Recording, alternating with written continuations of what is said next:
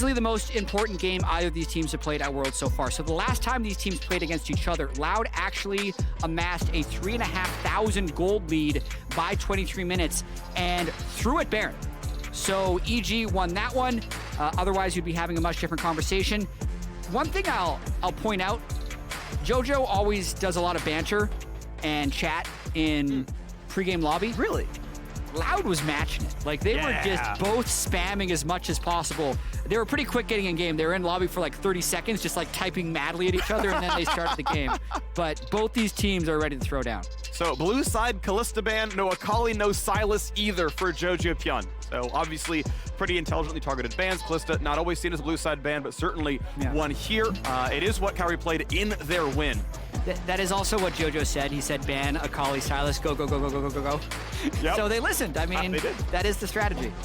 So it's going to be Sejuani coming through. Worth noting that actually EG ban, a lot of champions that they had played, their winning comp against Cloud was actually Aatrox and Maokai, and this ban Kalista here as well, so not allowed any of those picks here. Sejuani, an early flex, a solid tank jungle, or actually a really good laning top laner, obviously can frontline afterwards as well. They say, you know, if we're not playing Assassins, then we can just go Azir meta and try to win team fights. Very true. JoJo is a very good Azir player, a fairly generically safe mid laner now that the other three of that power mid laners are down with Sylas Akali bans. It does leave like a LeBlanc pick open if they wanted to go for that, but I think right now EG is thinking team fight. It changes a little bit if they lock in Bel'Veth. Yeah, you look at Tenon's sort of champion pool since MSI, it's a bunch of Ahri, okay, sure, Talia, and then it's down to like Lysandra 3 games, Zoe 2 games, the Sylas that he had played a bunch of has been banned out. We are back on Trundle here for Inspired, generally considered very good into Sejuani. Thanks for walking in the melee range, I'll hold you, thanks for the stats, now I'm the front line. Obviously his early jungle pressure was outstanding in the early game against DFM. Yeah, and part of why EG won that first game they had against Loud is they had really strong scaling in their team composition. That's something that Inspired mentioned in his post-game interview when he had the Maokai is, yeah, you know, I don't know if playing against RNG-type teams if we'll be able to get away with scaling, but for these type of games, it's worth it. And their early draft very much says they're not going to be super aggressive early, and they're picking for team fighting. Alrighty, we'll see what they can track then as far as jungle moves are concerned, because Sejuani can certainly do a lot with her lanes. Now, doesn't have a melee mid laner, no Sylas there, so that is one possible synergy gone. Top lane, usually almost exclusively melee, and with Misfortune locked in, you can always grab Gnar here and cover it. Or we'll see something else going through. Misfortune, of course, is very, very strong. Mumu is left up for now. The Singed mid not going to come through unless you're going to shove Azir to the top lane. But I think eyes are on the chance at a Mumu Misfortune. This is the comp that beat Fnatic. It's actually the comp they had played against EG and nearly won with. So I would expect an Mumu ban or a support takeaway on 4 here. Yeah, 100%. I think Amumu will be banned in the next 2 bans by EG. Interesting how they're early picking support to ban them out. So they're basically saying, okay, our AD carry pool is deeper than what we think our support pool into MF is. Sure. Which I actually buy, honestly. I mean, we have basically no AD carry bans. There's the Mumu instantly banned away. Yeah, wise choice there. But yeah, if you're looking at good engaged tanks, I think Leona is, to me, the cream of the crop. I put her as my highest death champion, by the way, because I thought she'd be in almost every game. And supports tend to die, unfortunately. They don't get very much gold. So, you know, I know there's a bunch of like Nautilus chatters in Reddit every time, but I'm like, no, it needs to be Leona. Come on, be on it. Or gonna be dropped away though, as team fight ults. You talk about the scaling differences. Trundle can frontline, Azir can backline, or make sure those fights happen. But yeah, Leona is there to guarantee interrupt MF ults. Of course, Trundle Pillar can do the same thing. I think it's probably the single best skill for that, but in case it's not up, They'll can play that job. And we're not even seeing any AD carry bans, so if he wants the Felios, he's played some Ezreal as well recently. It's still up for him. This Jax ban is actually rather interesting. I think that signals that Impact, well, 1, Robo is good Jax, but 2, that Impact might actually want to pick his top laner blind rather than trying to get the counter pick. It's something he's done for most of his career. He's just been so good at blind picking top laners. It'll also allow Kaori to have a longer look at AD carry if they choose that. Or, you know, they can just throw down and pick Draven, but we'll see. If you want to play through exactly one lane, if you're like, we're going to have jungle prio, this is us, and it's like, well, Draven Leona has you under your tower, and we think we can trap proc, then, like, I can see it, but this is the, we definitely win the 35-minute team fights. Deal with it. Goes a little bit somewhere else. Okay, Kai'Sa, I would argue, is actually slightly less of a strong laner than the Aphelios. I actually think Aphelios should be prioritized over Kai'Sa from what I've seen from these players. Certainly she's very dynamic, right? If you get a good pick, Pillar will add a plasma attack, you can ult on, you can follow through, you assassinate someone. If you're trying to be a little more aggressive, a little more hyperactive, like that'll land. But much less safety for the backline. Yeah, I do think that Aphelios there is also very killable. Sejuani, Taliyah, Misfortune can get on him. Whereas the last angle they picked Aphelios in, they had a Thresh to peel. So understandable, but they don't have that many synergies throughout the rest of the team composition for Kai'Sa yet. And they did actually choose to counterpick Impact's top laner instead of counterpicking AD as 5th. Technically, Taliyah's flexible. Taliyah could jungle, Zach could go mid. I don't know if it's exactly an Azir counter. Taliyah mid, of course, far more likely. It's in the pool. And we get Viego out of the jungle, so it is Sedge top after all. Decides that this is what I want to play it out this way. Fair enough here. This wouldn't be the worst Mordekaiser, actually, for Impact. Speaking my language. But he's got some options here. Nara's still available if they want to be generic. Yep. Oh, I like this more. I actually like this quite a lot.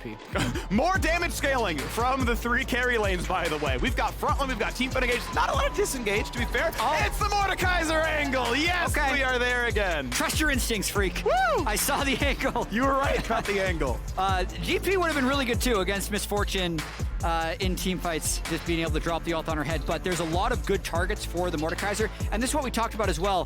When you're up against Nautilus, he can just take the Nautilus out at the start of any fight, blow through that guy, and then basically the Mordekaiser can take out one front line, the Trundle can take out the other front line, and it can let them mow through the fights with the Azir damage. So this is a champion Impact is very practiced with.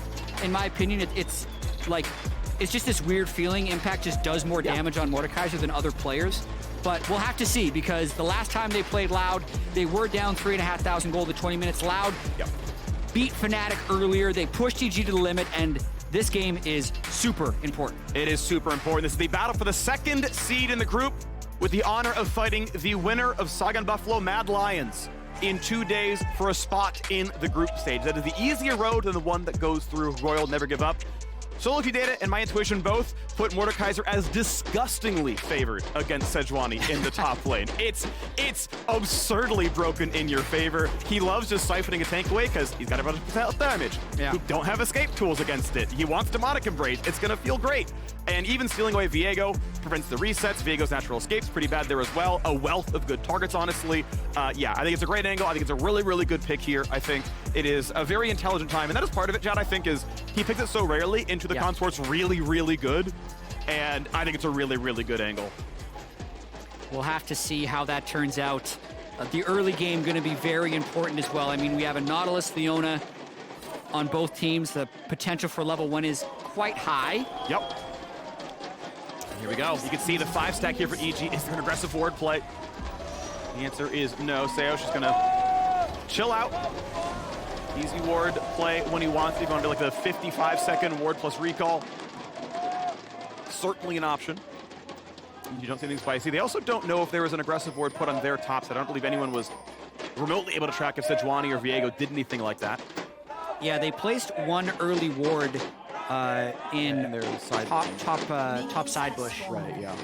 Which actually spots the Viego currently, so now they know that nobody is invaded, which will give Inspired a kind of a sense of relief, since that was a real possibility. And they're still going for a late invade, since they saw the Viego. Similar path to the previous game, actually, but I think Vision was just spotted. I think either maybe they knew there's no ward, or they didn't have enough vision to be like, well, okay, whatever. Another defensive ward comes down from Jejupun as well. That'll track primarily any of Viego's pathing. If he wants to do like red into invade, it'll see it. If he wants to red into early gank, it'll see it.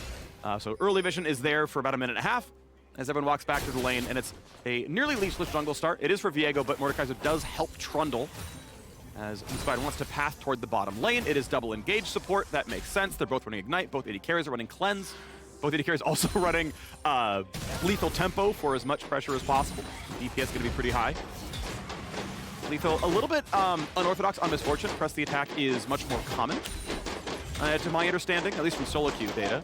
Look at Inspired. So he actually he swept the ward, on the way through here. So they technically know he could be doing this, but obviously don't know for sure. And yeah, he's just going to double buff super early. Viego's pass is interesting though, because Viego's doing red Raptors down to Krug. Maybe it's a read off of the fact that, oh yeah, my camps are getting taken, but he's actually ending up level 3 on bottom side. Yeah. In case there is a big play. Yeah, so it's possible that Croc could now invade the blue buff of EG since he saw Inspired cross through that ward that Robo placed that we're looking at right now, since they also have bot pryos. So it's likely going to be fairly inconsequential unless they decide to go for a dive bottom lane as well. Yeah, that's just so interesting because, yeah, the mid ward's a really big deal that Loud put down as Croc is indeed going to go ahead and say, all right, yep, I'm on bottom side. This guy's never been here. We, again, know about the blue steel. It means that you've got permanent coverage for your Rumble, or sorry, you're pushing Mordekaiser up against Sejuani. In fact, he's still around to get the wave in, but yeah, bottom jungle, yeah. Viego's, I think, double camping. He feels so safe he's double camping blue Gromp and is like, you're not going to touch me. Yeah, I mean, the ward from Robo just did so much work. It spotted Inspired twice. And Inspired wouldn't actually think the Croc is this greedy. I just imagine either Impact didn't call the ward or didn't see it, because otherwise I don't think Inspired would be doing this. If he knew he was spotted on the ward, he'd actually do a mind game and just go for Krugs. Sure. Or sorry, Gromp himself. But now he's doing... Yeah. He's thinking about it, but like now, but he feels so unsafe. Technically, Viego should have recalled and should be back here by now. Could easily be, but and he's just flipping it. With a bunch of camps. Okay, we'll go for Wolves after all. That's going to be a pretty safe camp. Ironically, Gromp is arguably safer because you're not quite as far into enemy territory, but Mage get both camps no problem. Viego is indeed on his recall. Of course, Wolves are the lower value camp, and I think the way he's playing it, he's like, I'm just going to Q and smite this and get away. Yeah. Save the smite until yeah, he'll finish it. Yeah, fair enough. Okay, now this does get awkward because it is... Smote early. Oh, he early smites. There's actually... Well, second charge should be relatively soon, actually. This is about the timer for your second smite to come up anyway, or your third smite, so... This is a wild opener. This is very strange. So much in the fog of war. Croc just going to bypass all the vision, and here we go. He can start the play right now. There's going to be a bunch of stuns, and they don't have him around, so Impact with a backwards E and a flash. W flash with a sidestep! And that's going to make him live. If he doesn't sidestep that might have been the kill for Croc. I think high chance, because Robo might have been able to get in range for the stun that was fully stacked up on him as well. I don't know if Impact can do much about this one, though. Keep in mind, there's an Ignite for the Sejuani. The Pillar buys a lot of time. If they turn around, though, it could look very good. Keep in mind, Vulcan's double autos, in range, but too. Try. Robo doesn't have flash. Robo doesn't have mana, and he goes down first. Blood EG get it through top jungle. And the counter-picked Mordekaiser against the Ignite Sejuani ends up picking that up. That lane is going to go from rough to really rough for Robo, especially when Impact hits 6. It's the wave gets pushed in. Vulcan's here to be like, Jojo, you're out of mana. I got you, buddy. We'll burn stacks in the melees. We'll put Sunlight down for the soldiers. Get that wave down. Get your recall off. Of course, TP is already down, but needs a mana pool. Once again, though, you got some around top side. Now, Croc is low. He's just helping Robo get this wave in. Yeah. Otherwise, it gets really hard frozen on him. Just there for safety, but Impact is just so strong. Yeah, and with your W, you can kind of tank this wave, no problem. Go ahead. And the build. Yep. We did all this Mordekaiser talk. The last game we had Mordekaiser. Yep, he's like, okay, I'm a bigger carry. I'm against a tank personally. I'm going to build such that I can kill this tank. I'm ahead. I'm a damage threat. It could be a bait. Impact could die here. He's got the shield, though. He needs to get unstunned in time. Pops it, and he's going to be tanky enough to Q slam. Oh! Double kill! Yes, indeed! I was going to talk about a Mordekaiser mechanic. You pretty much always run Last Stand and Revitalize. So he has 15% heal and shield power and 12% bonus damage when below 30% health.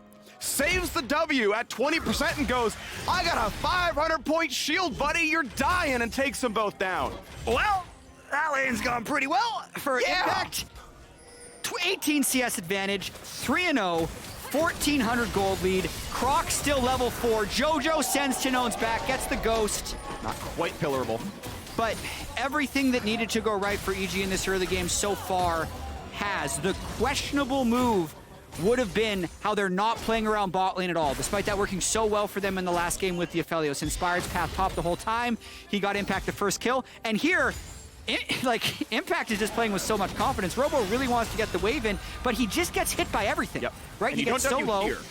You W below a third. So, okay, he's gonna Ignite. Okay, that means I'm always Wing. I'm mashing the button. Yeah. And they can't burst 500 health, so he gets 1,000. And it's like, oh, I just win now. Like, he just knows I just win now.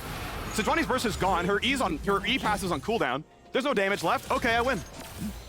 what an uncomfortable situation for Robo and Croc to play in when they're up against Impact's Mordekaiser, saved for counterpick in the final tiebreaker game of the play-in group stage.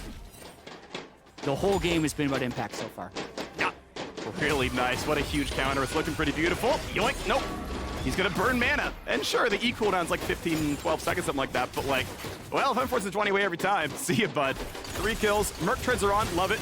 The only way you're really gonna lose any of these fights is getting stun locked, so doesn't really need to greed more damage. Gonna look solid there. Even though Sejuani is not that heavily magic damage, actually has a decent physical profile, just the tenacity itself valuable against, I mean, everyone but Misfortune, tenacity has direct value against, so I think just a great boot buy for him. Move speed delta is a very big deal for Mordekaiser as well. You just want to be in range at all, and looking pretty good there. The wave's gonna be pushed in level 8 to 6 for now, but this wave will get Robo level 7. Yeah, and now it's about how does Loud think about a comeback here? Because when Impact has ultimate, you can't necessarily go near this Mordekaiser. Look at that ridiculous total gold. Yeah, he's just gonna start off Rift Herald. But if Brands can get Cower, he is 6. You can't stop the Rift Herald with Mordekaiser's current power level. No, it's actually impossible. You can try. Vulcan's already here. Sweeper spots him. Vulcan doesn't... actually, might have seen him possibly. So, yep, there's a smite. Inspired gets it. Wants to go for the invade here on a Croc. Has an ulti, has a flash. It doesn't matter. That is a delivery. Well done, Jojo Pyun. Following up the Canadians. Come in, get the ult combo in, and that is another dead jungler. Yeah, I mean, they have ult from Trundle, so Nautilus is dead. Seosh quite low, burning, not quite dead. The Trundle's gonna be pretty close. Calorie gets his kill on the bottom side, a solo kill down there. Vulcan flashes still drops. Tinones finally on the board here for Loud. Well, there we go. The really unfortunate solo kill by Cowrie over Brands. I definitely feel like Loud is playing with a little bit of panic here. They've moved Robo down. They contested Rift Herald when they should have been trading for Infernal Drake. They went for an all-in in the bot lane. They're hard forcing on Trundle mid. One of the 3 works. And now Tinones moves down. He has a decent angle, but there's a Trundle, buddy. Trundle comes for the defense. And he's gonna be fine. Yep, Talia ult came over. The first roam of the game from Tinones, and it was a simple walk away. Impact doesn't even take damage here. He's like, okay, that's fine. I'm gonna go for a turret plate. Thank you, 160 gold. That is a wave. I think the word for this is rude. Yeah, anytime you can literally just like get auto attacked and take a plate, it's like, oh, I'm so behind. You care so little about my damage that you're gonna face tank me on my turret. Yep, okay, it's doomed. Yeah, watching this 1v1 one more time, basically Cowrie thinks Brands is moving up for a possible Rift Herald fight, so he's trying to move in the river, and then it's just about gotta land all his skill shots, ults early, follows flash over the wall, and this has enough. Yep. Well played. Yeah, I understand MF not popping ults anytime early because you ult for ult, you go behind him, and it's like, oh, I did nothing. Yeah. But yeah, decides, okay, I'm just gonna ult for the shield. Let's just be in melee range. Gets it, flash for flash, and a solo kill, so well done, Cowrie. Serrated Dark Power Spike, very good, as it turns out, and gets the edge in a lane he was down CS on. In fact, still is. Yeah, and I think in general, Kaisa likes lanes where she's isolated 1v1, especially against Misfortune because of that ult interaction. So, like, again, the Kaisa was picked with the Misfortune already shown. They let it go to 4-5, they let bans possibly come through, and they still picked the Kaisa early. So, Cowrie showing up so far on that pick as well. And EG gonna get both objectives here. They have not won a single game on red side, and even when they fought against Loud earlier as blue, they were down 3,000 gold in 10 minutes time from this point on, but they are clearly winning. Kills across the board, farm almost everywhere also. First Herald, now first Drake to add to it. EG have everything they want in this game. And it's just gonna be so hard for them to deal with Impact because just like think about the way that Loud would like to team fight in an ideal world, right? They have Nautilus and Sejuani in the front line, and that can allow, maybe Talia comes in from the side, that allows them to set up for a nice Misfortune ultimate.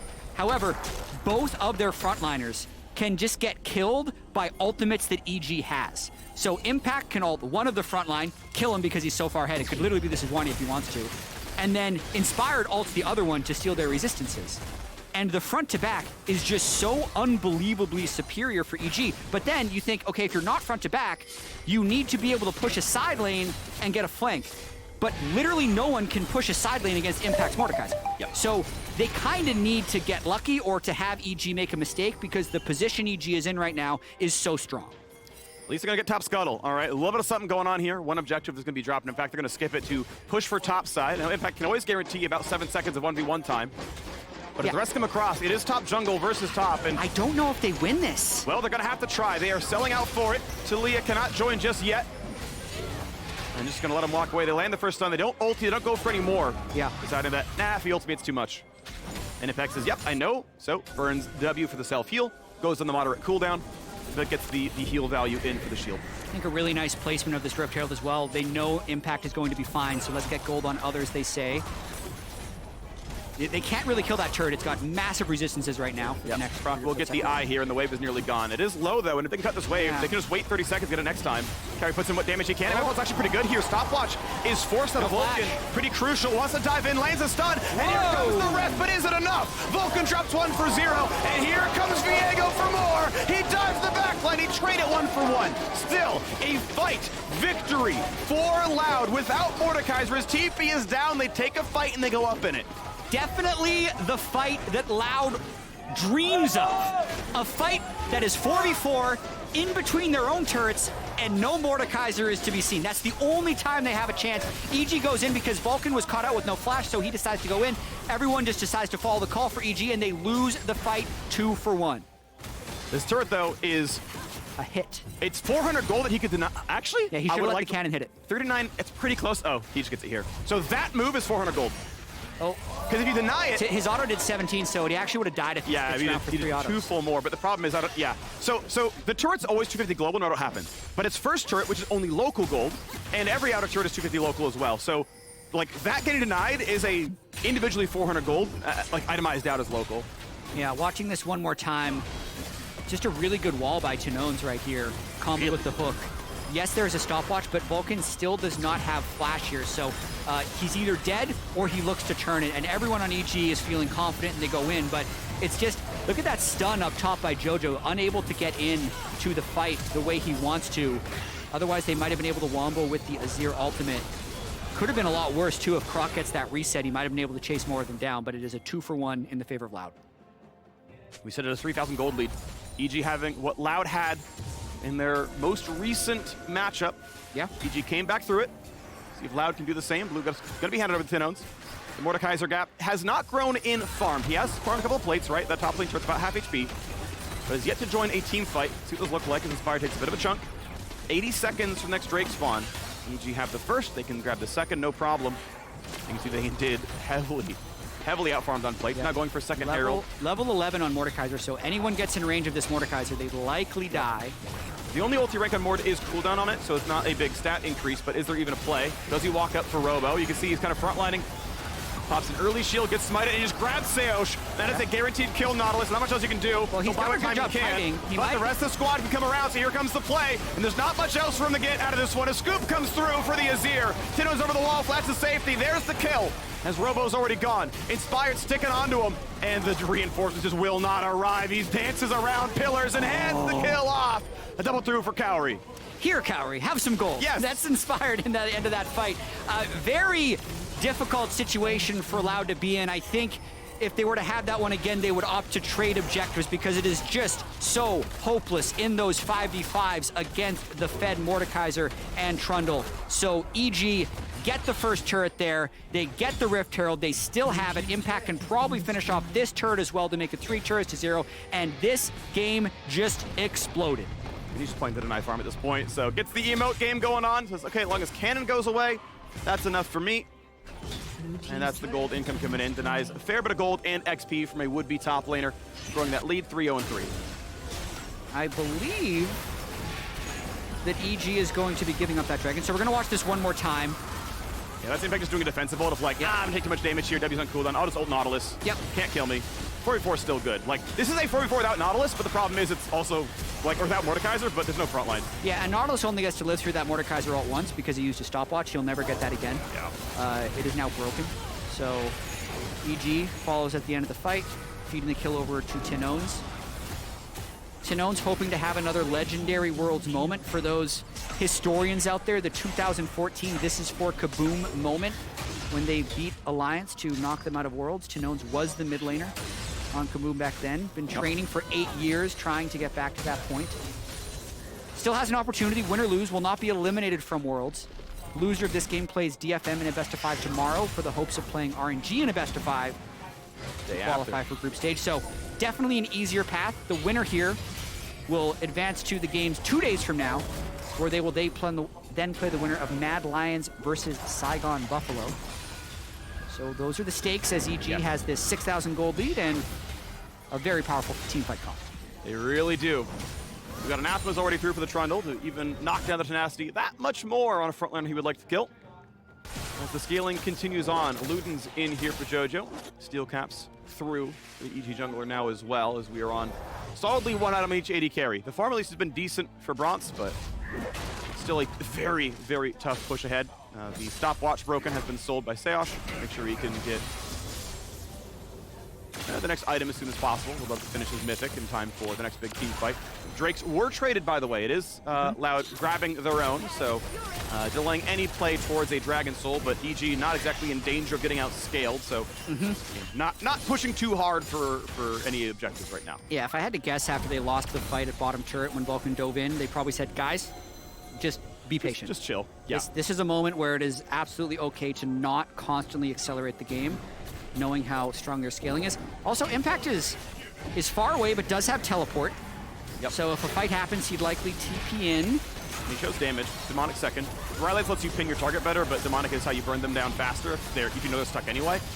Just gets the charge. Not really any follow-up damage to the turret. The rest of Loud came down in time. Stun gonna be attempted. Yeah, they know they have a temporary 5v4. And when will the TV come down? Finally now comes through. A fling back. It's so much damage, and Inspired will drop. But the team fight could be good. He ults Croc, and the killer buys a second, but you're still always killing this man. He ults, he's still stuck. The stopwatch burned. He does have flash, and it means he lives. Health bar low, but there's no fight left, or is there? Impact just up. He needs a shield, doesn't have it, but the dive in is good enough for Azir, a double kill, and it's a re-engage just barely by the skin of their teeth. Evil Geniuses just turned the fight. So close by Loud, and I actually love the look that Robo had there, knowing that Impact was on mid-wave and it would be at least a full channel of teleport before anyone could join.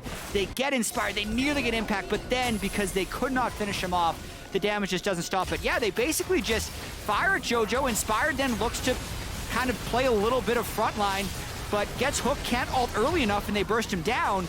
So from here, I also like how much time Croc buys. So he knows he has flash ult. There's an actual circle we can't see here. That's the end of the Mordekaiser ulti. Stopwatch again, he's only gonna get to do that once. Flashes out afterwards to stay alive, and now Impact is overextended, but now you can see how much that Demonic just keeps burning with the EQ landing from Impact. JoJo picks up the double. Harry cleans up the third. They don't get him. I think that kill would have been huge. That would have been someone getting a shutdown. I mean, he was down to like 120 health, right? Like, Triumph just healed him for a third of his health bar. Very big deal on that one. So, stays alive, but that got close. He's got his own stopwatch now, realizing how dangerous that was going to be. Robo gets ulted under the tower. JoJo Gun able to be okay on that one, ultimately. You can see, yeah, huge damage out of the mages on the EG side. Impact had all the gold, but honestly, JoJo was just able to free hit that fight. Well, he could kill someone here if he wants. Big stun, and you're just locked down. Tinones, nice sniper shot. Doesn't get flash. I think it would have been up at that point in time. It's up now, certainly. That's actually a Loud counter to get in, land the shot, and get one. So now it looks like Baron is on the table. It absolutely is, and they just need to find a way to see where Croc is beforehand to allow Impact to ult him. Make it so they can't steal the smite, and they'll have a 5v4. So EG will ideally peel for this fight beforehand, but they can also just take the Baron. Yeah, Squire's Bloom reveals, but there's a blast plant. He can always ult in. Mordekaiser's nowhere near, so they really can't burn this one too much already. They've killed one, and looking for a little bit more now, pushing over the wall. Croc can steal it.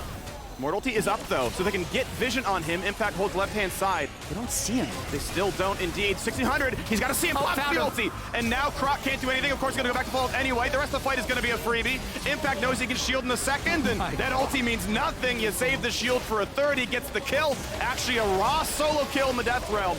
And this one is going to be Baron. Tinones respawns. It doesn't matter. And Baron will be claimed. Evil Geniuses scaling in the play-in group stage and nearly sealing the deal in the second seed. Yeah, 11,000 gold lead now.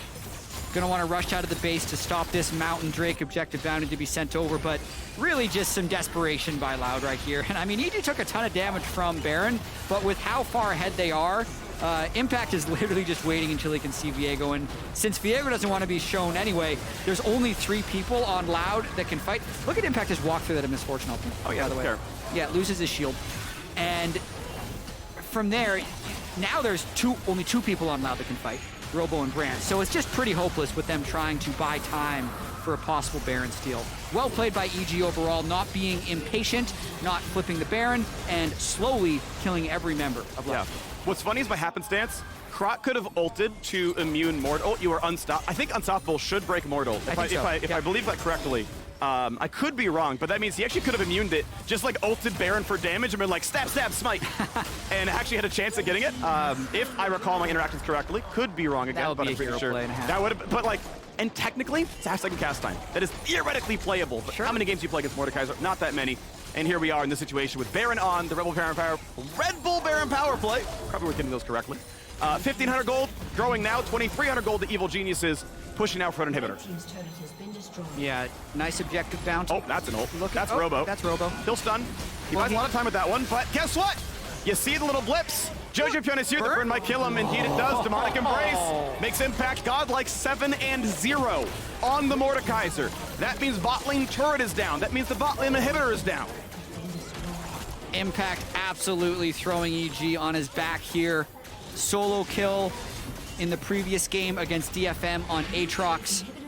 Gets the counter pick Mordekaiser, which has just been so flawlessly piloted this entire game. 23 minutes, and EG is knocking on the door of their second inhibitor. Team's turret has been destroyed. Mid-tier 2 drops. Here we are on to the third one. In this middle lane, Robo spawns in 1 second. No death from available, so free target access for Loud if they can get it. Wall comes up, maybe going for broke. Mort sequestered away. Ult comes in onto Inspired, puts his own pillar down, and it's gonna be a stun. Notice a slow, will there be a follow through? Yes, Inspire gets the kill. The shuffle on in, but the stun turns it around. Jojo couldn't stopwatch, but the health bars are high enough. A stun to Vulcan, he will survive the towers with 100 health left, but the re-engage might still be good. Robo wants the front line, Croc hitting for what he can, but Mort comes back in. Q flash gets a kill. He stopwatches. Shield is when? Shield is now, and he is not going to die. Thank you for the Triumph Belt. Thank you for a couple of They're so low, though. Tino's going to chase him down. He's got flash, the base. But the minion's going to block a lot of this. Fling. It's going to hit. It's a stun. It's a great kill. Get a bit of gold back in. But it's a 13,000 gold deficit for Loud. Yeah, overall, actually, defense accurate, though. Both Nexus turrets still alive. They're going to lose the 2 inhibitors anyway, so they live to defend another day. Still couldn't get that Mordekaiser bounty. That's the closest thing if they want to have a hope. And now Impact also with Zonia's, so burning that stopwatch doesn't matter. EG now just going to pop out of base, use those 2 super minions to create pressure, and try and get that 3rd inhibitor.